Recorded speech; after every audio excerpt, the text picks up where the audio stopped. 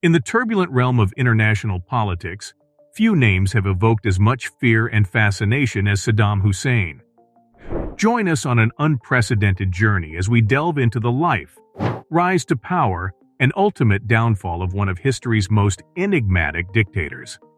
From his humble beginnings in rural Iraq to his iron-fisted rule, this is the gripping tale of a man who left an indelible mark on the world stage. But be warned, this is not a story for the faint of heart. We'll explore the depths of Hussein's tyrannical regime, the brutal suppression of dissent, and the staggering human rights abuses that defined his reign. As we uncover the layers of his life, you'll witness the complexities, contradictions, and dark secrets that shaped the destiny of a nation and shocked the world. Join us in this captivating exploration of the life story of Saddam Hussein, where history's most disturbing chapters will come to light. And don't forget to hit that like button below to show your appreciation for this gripping journey. If you haven't already, be sure to subscribe to our channel and turn on the notification bell, because we have a series of compelling narratives waiting to be uncovered. Together, let's peel back the layers and understand the enigma that was Saddam Hussein. Peasant-born Saddam was born in a village close to the northern Iraqi city of Tikrit. Saddam grew up in poverty in this region, which was among the poorest in the nation. He was raised with an uncle in Baghdad at a young age after his father passed away before he was born. In 1957, he joined the Ba'ath Party. He took part in a failed assassination attempt against Iraq's Prime Minister Abdul Karim Chim in 1959. Saddam was injured in the incident and fled first to Syria and then to Egypt. After the Baathists seized control in Iraq in 1963, he attended Cairo Law School, 1962-1963, and continued his studies at Baghdad Law College. However, the Baathists were overthrown that year, and Saddam was imprisoned in Iraq for a number of years. After making his getaway, he rose to prominence as a leader of the Ba'ath Party and played a key role in the coup that restored the party to power in 1968. Saddam virtually co-ruled Iraq with President Ahmad Hassan al-Bakr, and in 1972 he oversaw the nationalization of the country's oil sector. Saddam took open control of the government in 1979, and when Bakr stepped down as president, he became president. He then became, among other things, head of the Revolutionary Command Council and prime minister.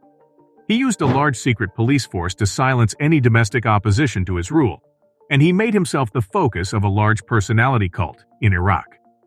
As president, he wanted to take over from Egypt as the boss of the Arab world and gain control over the Persian Gulf. In August of 1990, the army of nearby Iraq took over Kuwait. Saddam may have wanted to use Kuwait's huge oil profits to help Iraq's economy, but as soon as he took over Kuwait, a worldwide trade ban was put in place against Iraq. Even though a large US-led military force was building up in Saudi Arabia and the United Nations (UN) passed resolutions condemning the occupation and allowing the use of force to end it, he did not listen to calls to pull his troops out of Kuwait. As part of the deal to stop fighting with the UN, Iraq couldn't make or have chemical, biological, or nuclear weapons. A lot of penalties were put on the country until it complied, and these had a big effect on the economy. Saddam was put on trial in October 2005 by the Iraqi High Tribunal, which was set up to try leaders from the old Iraqi government. In 1982, he and several other people were accused of killing 148 people in Al-Dujail, a mostly Shia town. Saddam's angry rants during the 9-month trial were meant to show that the tribunal was a fake and that U.S. interests were behind it. In the end, the panel stopped meeting in July 2006, and its decisions were made public in November. Saddam was found guilty of crimes against humanity, such as killing people on purpose, illegally locking them up, sending them away, and torturing them, and he was ordered to death by hanging. Saddam's half-brother, who worked in intelligence, and Iraq's former top judge, were also given death sentences.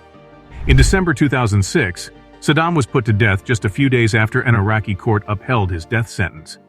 In conclusion, the life story of Saddam Hussein serves as a stark reminder of the dangers of unchecked power and the devastating consequences of tyranny.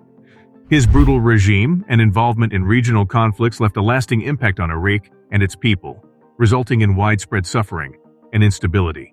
However, Reflecting on this history should not only be a means of examining the past, but also a call to action for the present and future. It is essential for individuals, communities, and nations to remain vigilant in safeguarding human rights, promoting democracy, and preventing the rise of authoritarianism.